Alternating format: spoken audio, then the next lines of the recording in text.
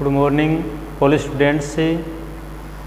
आज के इस वीडियो में हम गोस्वामी तुलसीदास द्वारा रचित मंदोदरी की रावण को सीख नामक कविता पढ़ने जा रहे हैं। लंका कांड में जो द्वितीय पद्यांश है उसमें मंदोदरी रावण को भगवान राम से विरोध न करने का आग्रह करती है। वह अपने स्वामी अर्थात अपनी पति को समझाते हुए और उनका कल्याण चाहने हेतु मार्गदर्शन करती है। इसी प्रसंग में हम पढ़ते हैं, ध्यान दीजिए कि नाथ दीन दयाल रघुराई, नाथ दीन दयाल रघुराई, बागहूँ सन्मुख गए न खाई। चाहिए करण सु सब करी बीते, तुम्हें सूर असुर चराचर जीते। संत कही असी नीति दसानन, संत कही असी नीति दसानन, चौथे पन जाई नृप कानन। तासु भजन कीजिए तहें भरता, जो करता पालक सहरता। तो देखिए प्रस्तुत जो पद्यांश की हम व्याख्या करते हैं तो उससे पहले आप संकेत लिखिए, नाथ दीन दयाल। नाथ दीन दयाल रिक्त स्थान लगाते हुए पालक सहरता, पालक सहरता, सहरता जी। यहाँ तक आपने व्याख्या की है। नाथ स्वामी के लिए कहा गया है। मंदोदरी अपने पति को नाथ कहकर के पुकारती है। दीन दयाल यानी गरीबों पर दया करने वाले, अर्थात दीन दुखियों पर दया करने वाला रघुराई राम के लिए आया है। दीन दयाल अर्थात मंदोदरी रावण को समझाते कहती है कि राम दीनों पर दया करने वाले हैं, गरीबों पर दया करने वाले हैं। बागो सन्मुख गए न खाई। बागो मानी बाघ भी, सन्मुख मानी शरण में आए हुए को न खाई यानी नहीं खाता है। बाघ भी एक हिंसक पशु होता है, वह भी अपने सामने आने वाले जीव जंतु को या शरण में आए हुए को नहीं खाता है। तो राम को यहाँ हिंसक न बता करके दयालु बताया गया है कि वे अवश्य आपको क्षमा करेंगे कि जिस प्रकार बाघ भी अपने शरण में आए हुए को नहीं खाता है, उसी प्रकार राम को दयालु बताया गया। यहाँ कोई कठिन मीनिंग नहीं है। चाहिए करण सु सब करी बीते, यानी आप जो चाहते थे, चाहिए यानी चाहते थे, चाहते थे, चाहिए करण यानी जो कुछ करना चाहते थे, सब करी बीते, सब कर चुके। बीते यानी चुके अर्थात कर चुके। तो इसलिए जो चाहते थे वो सब कर चुके हैं आप। तो मैं सूर असुर चराचर जीते। आपने जैसे सूर देवताओं को, असुर राक्षसों को जीता है, आपने यानी देवता और राक्षसों को भी जीत लिया। चराचर, चर और अचर अर्थात चेतन और जड़, चेतन और जड़ सभी जगत, चेतन चेतन और जड़ जगत को भी जीत लिया है। चराचर चर है और अचर के लिए आता है। तो चर चेतन और अचर यानी जड़, चेतन और जड़ जगत को भी जीत लिया था। तो उस पर भी आपने विजय प्राप्त कर ली है। संत कही असी नीति दसानन, यहाँ संतुनी कहा है, संतुनी ये कहा है। दसानन 10 है आनंद जिसके यथार्थ रावण। हे रावण, हे स्वामी, हे पतिदेव। संतों ने भी ऐसा ही कहा है कि चौथेपन, यहाँ चौथेपन का अर्थ होता है वर्धावस्था। यहाँ मीनिंग लिख देता हूँ, वर्धावस्था। संतों ने कहा है कि जीवन के चौथेपन में अर्थात वर्धावस्था में जाई नृप कानन, कि राजा को अपना राज्य, अपनी संतान को, अपने राजकुमार को सौंप करके वन प्रस्थान कर जाना चाहिए।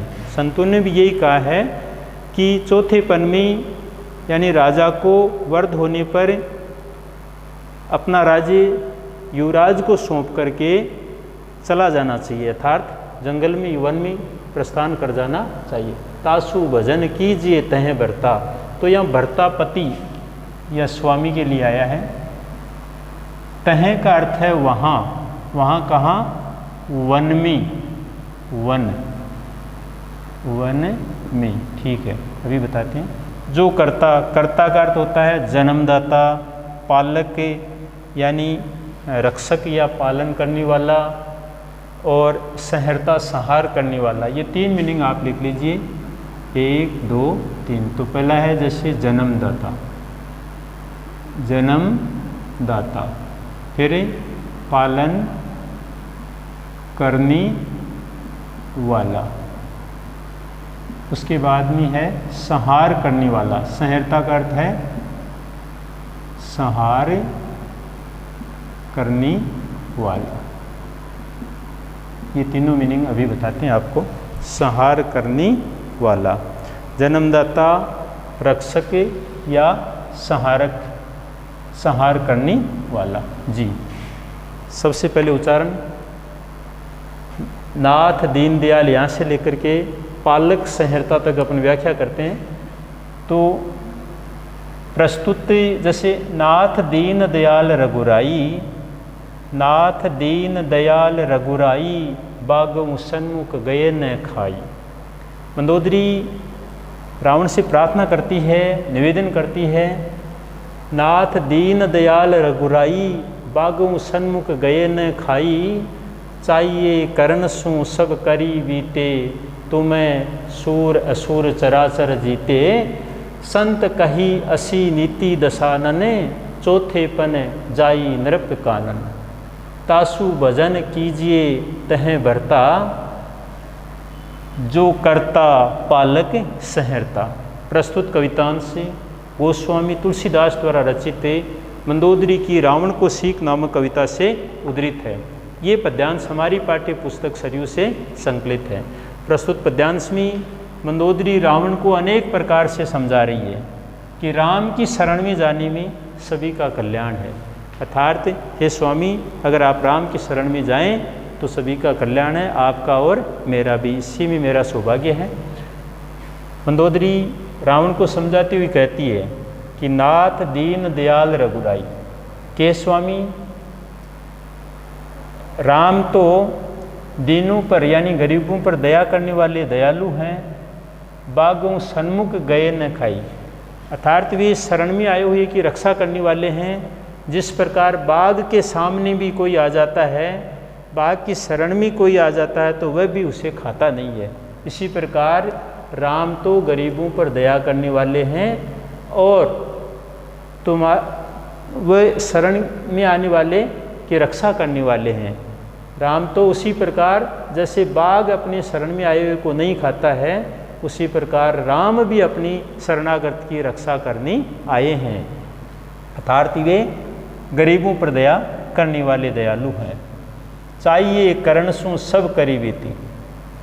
अब मंदोदरी रावण के अहंकार को जताने के लिए कहती है कि आप जो भी करना चाहते थे आपने सब कुछ कर लिया, यानी आप जो करना चाहते थे सब कर चुके हैं।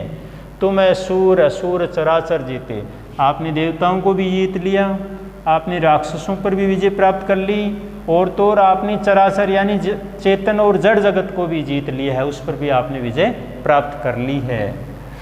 संत कही असी नीति दसानन, लेकिन हे स्वामी, हे राम, संतों ने भी यही कहा है कि चौथे पन जाई नृप कानन।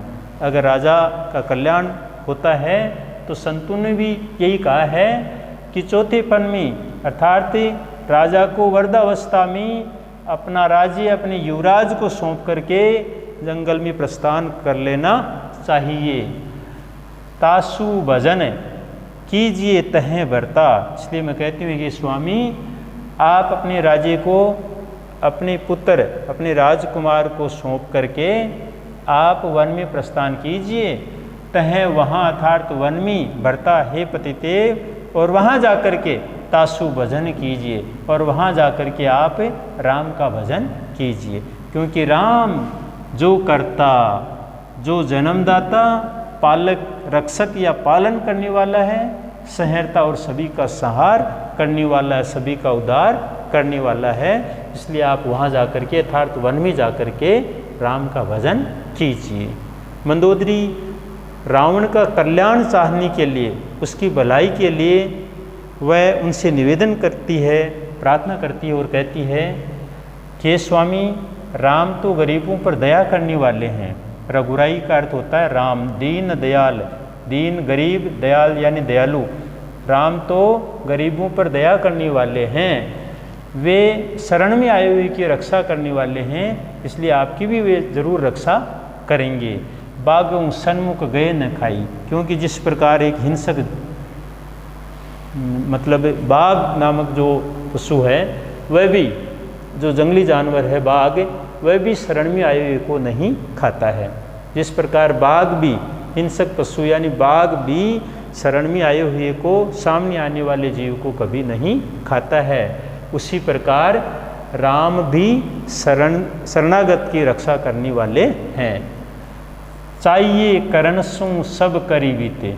मंदोदरी रावण को संकेत करती हुई कहती है कि आप जो कुछ करना चाहते थे आपने सब कुछ कर लिया, आप जो चाहते थे सब कर चुके हैं, करी बीते सब कर चुके हैं। तुम असुर असुर, आपने क्या क्या नहीं किया, आपने देवताओं पर विजय प्राप्त कर ली, आपने सभी राक्षसों को पराजित कर दिया और चराचर जीते, यानी जो इस संसार में चेतन और जड़ जगत की जो वस्तुएं हैं उन सब पर आपने विजय प्राप्त कर ली है। इसलिए आप जो कुछ भी करना चाहते थे आप सब कर चुके हैं। हे स्वामी, आपने देवताओं, राक्षसों और चेतन और जड़ सब पर विजय प्राप्त कर ली है। संत कई असी नीति दशानन, लेकिन संतों ने भी यही कहा है, संतों का भी यही कथन है कि स्वामी कि चौथेपन जाई नरक कान, कि राजा को चौथेपन में अर्थात वृद्धावस्था में अपना राज्य युवराज को सौंप करके जंगल में प्रस्थान कर लेना चाहिए, यानी वन प्रस्थान कर देना चाहिए। तासु भजन कीजिए तह भरता, इसलिए स्वामी आप भी अपना राज्य राजकुमार को सौंप करके वहाँ पर अर्थात वन में जा कर के हे भरता, हे पतिदेव, आप राम का भजन कीजिए। जो कर्ता, जो सभी का जन्मदाता, सभी का रक्षक, पालन करने वाला और संपूर्ण संसार का संहार करने वाला है, सभी का कल्याण करने वाला है, आप भी वहाँ पर अर्थात वन में राम का भजन कीजिए। इसी में आपका कल्याण है, इसी में हम सबकी भलाई है।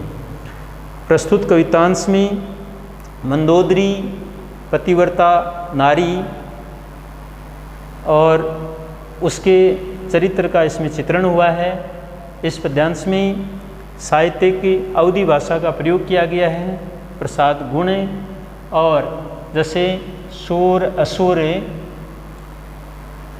आदि शब्दों में जैसे चराचर, यहाँ अनुप्रास अलंकार का प्रयोग किया गया है। और साथ ही मंदोदरी द्वारा रावण को राम से विरोध न करके और उसकी भक्ति, उसकी आराधना करने का आग्रह किया गया है। इसी के साथ आज का वीडियो यहीं पर समाप्त करता हूँ। धन्यवाद।